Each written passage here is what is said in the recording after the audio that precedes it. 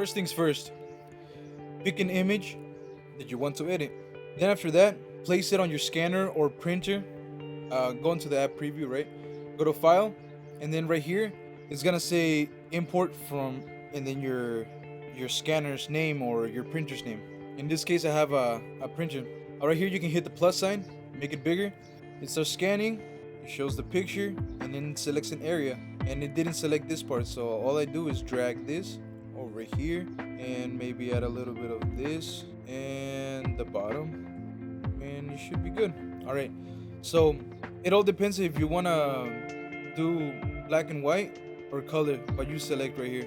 I'm of course gonna do color, and then maybe like if you choose color, I think it's better because you get to decide later on if you want a black and white, sepia, or any other type of tones or whatever. So then you hit resolution. Honestly, you probably won't need any more than 300 on most cases. 600 is very good, especially if you're gonna print this. I don't know why, but I go to 1200 just to do it. So you can use the custom size, which you just basically selected that, so it is custom.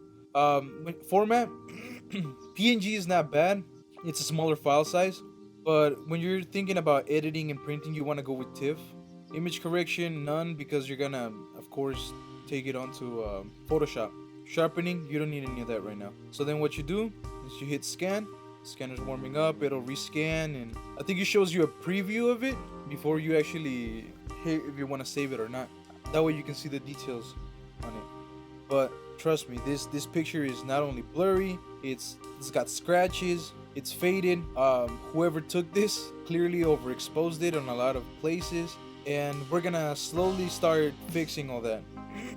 Maybe through a high pass filter and some tweaking, you know, of your curves adjustment and your levels, and slowly we're gonna start getting a little bit of a better picture.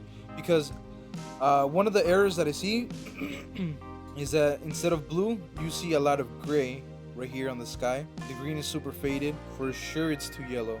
So right now it's scanning, and I'm probably gonna skip through this. Alright, so it's finished. And now I think it's gonna show me a preview right here before I save it.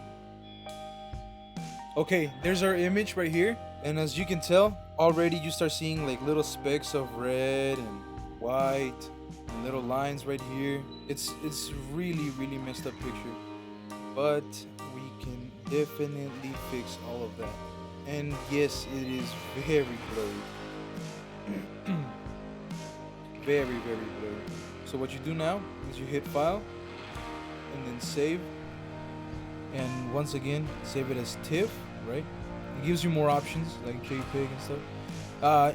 You would choose JPEG or maybe PNG if you were already gonna either print it or save it online. Especially if you were gonna save it online, I will go with JPEG.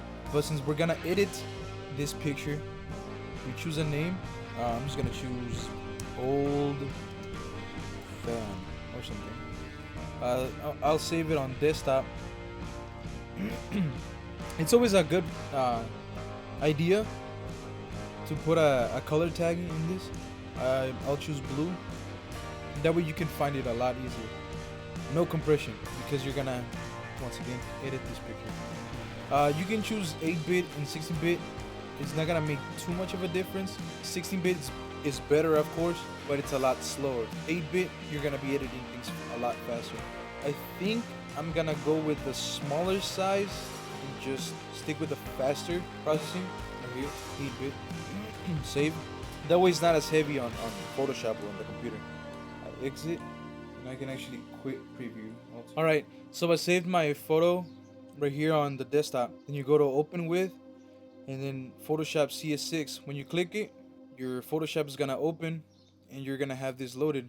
Alright, so first thing I'm gonna do is make a copy of this.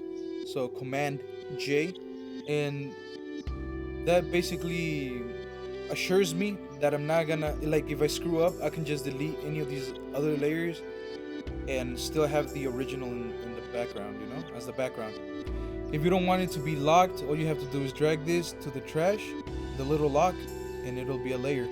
Alright, so first thing I see right here is that I'm probably going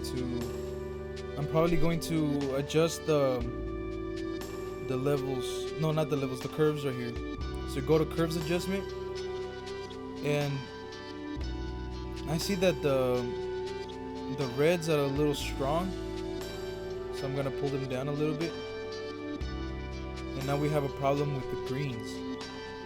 The greens are way too strong too. So we'll just like lower them a little bit, and we need a little bit of blue. I'm just gonna really bring out the whites and everything else. And of course we can see the difference, and it's already looking a lot better. The tones are starting to become a little more realistic. I still see a little bit of problem with red, but we can of course just open up another curves adjustment. I think it's better to just open up another one than keep working on the same one, because you get to start tweaking them. Like start changing the opacity. One is 90, one is 80, stuff like that, you know? So maybe lower down the red, but I see the problem more on the lights, so maybe I just drag this down a little bit.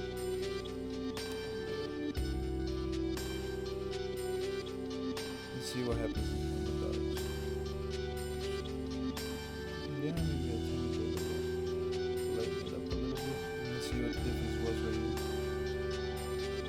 here. Yeah, that takes care of that problem. Alright. There still may be a little bit of green, but we will fix that later. Next thing I want to do is go to my layer and start fixing a little bit of these scratches right here. For this, you can either use the clone stamp or the healing brush. I'm going to use the healing brush on these. It's a lot easier, and Photoshop does a really great job on fixing these.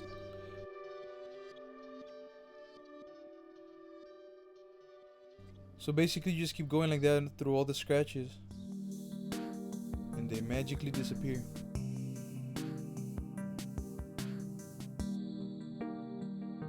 When you're doing this, make sure that instead of fixing it and making it look good, that you don't end up with like a blurry circle.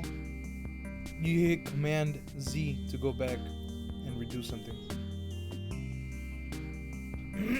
If you want to go a step backward, you have this.